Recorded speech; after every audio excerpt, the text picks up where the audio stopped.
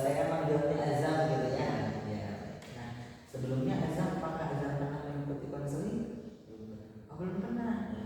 Oke, berarti belum tahu ya apa itu konseling. Ya.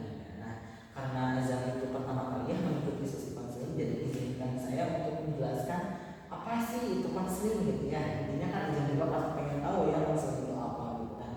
Jadi konseling ini percakapan santai gitu ya, seperti yang sekarang kita lakukan yang kita lakukan.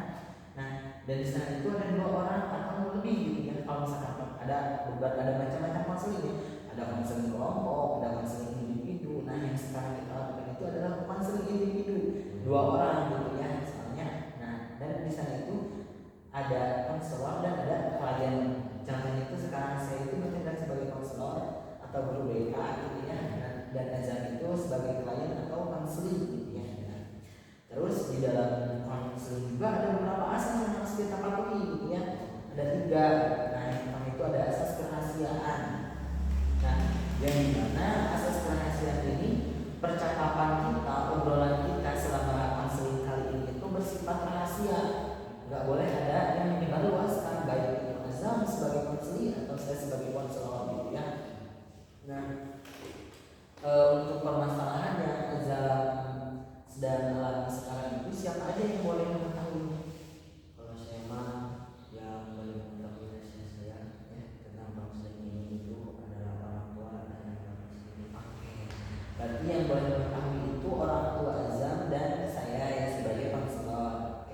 Sebelumnya saya ucapkan terima kasih juga ya karena Azam telah mempercayai saya sebagai konselor atau guru BK gitu ya. Nah, yang kedua itu ada asas kesukarelaan. Nah, yang dimana asas kesukarelaan itu Azam seperti sesi konseling kali ini itu sukarela, itu tidak ada paksaan dari orang lain gitu ya. Nah, sebelumnya apakah Azam itu mengikuti sesi konseling ini ada paksaan dari orang lain atau keinginan sendiri? Tidak ada, ini merupakan keinginan saya sendiri. Oke, baik ya, alhamdulillah kalau misalkan ini keinginan Azam sendiri. Jadi Azam tidak ada paksaan dari orang lain gitu ya. Nah, ketiga itu asas keterbukaan ya. Nah, yang dimana asas keterbukaan ini Azam sebagai konseling itu memberikan informasi yang akurat kepada saya gitu ya, terbuka terhadap permasalahan yang sedang Azam alami sekarang gitu, biar saya juga bisa membantu atau membimbing Azam untuk menyelesaikan permasalahan yang sedang Azam alami gitu ya. Nah, sebelumnya juga saya izin merekam ya untuk sesi konseling kali ini gitu. Ini juga merupakan dokumentasi untuk arsip saya gitu ya, biar saya mengetahui siapa aja yang sudah dokumentasi konseling gitu. Nah, saya juga sudah menerima teknikon yang sudah diisi oleh Azam gitu ya, bahwa di teknikon itu Azam ternyata masih bingung ya terkait jenjang yang akan Azam hadapi gitu. Contohnya itu Azam masih bingung ketika lulus SMP ini Azam mengambil SMK atau SMA gitu. Nah, Azam itu ingin masuk ke SMK, akan tetapi Azam itu merasa takut bahwa masuk SMK itu tidak bisa melaksanakan kuliah gitu ya, tidak bisa masuk ke perkuliahan, ke perguruan tinggi gitu ya. Nah, boleh nggak Azam ceritakan kembali gitu apa yang sedang Azam alami? Saya itu bingung dalam memilih sekolah SMA atau SMK dan saya ingin kuliah seperti teman-teman saya yang sekolah di SMA. Berarti Azam itu bingung ya terkait dengan sekolah yang akan Azam kuliah antara SMK dan SMA. Azam juga ingin kuliah seperti teman-teman Azam. Nah, apa sih yang terlintas dalam pikiran Azam ketika Azam membayangkan bahwa Azam itu masuk ke SMK? Seperti tidak bisa kuliah. Berarti Azam berpikiran ketika Azam masuk ke SMK itu Azam tidak bisa melaksanakan kuliah gitu ya. Nah, jika diskalakan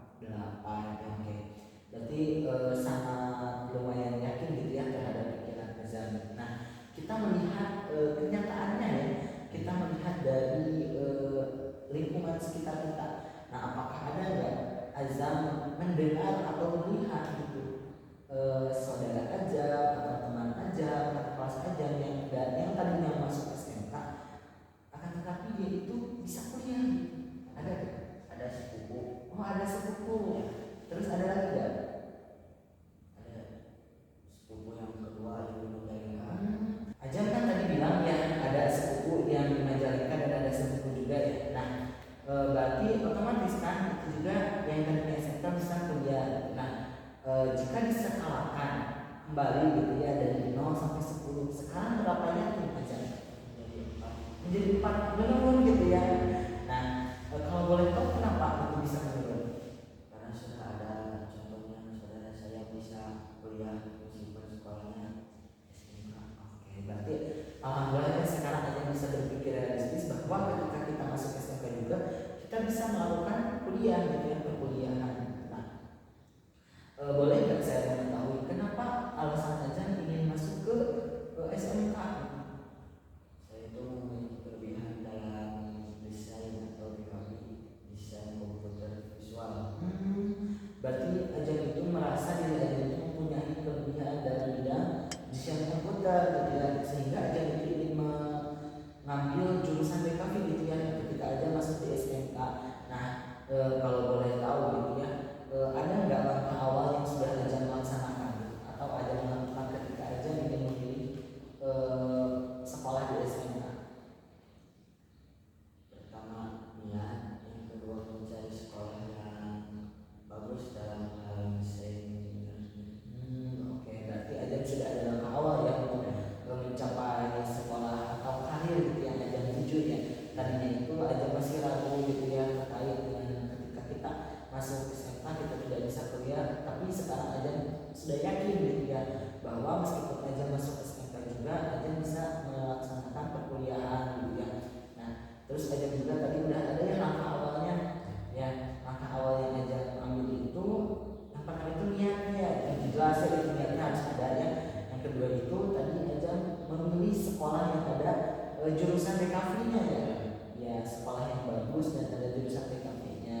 Nah, setelah aja kalau boleh tahu nih setelah aja masuk ke sekolah SMK dan mengambil jurusan BKV, apa yang akan anda lakukan aja lakukan? Setelah itu saya akan mendaftar kuliah jurusan desain komputer. Berarti alhamdulillah ya, berarti aja sudah berpikiran sangat jauh gitu ya ketika aja sudah dari SMK itu aja ingin kuliah dan mengambil jurusan desain grafis atau multimedia gitu ya. Nah itu langkah awal yang sangat bagus gitu ya, dan aja juga sudah berpikiran yang sangat jauh sekali gitu. Nah, oke.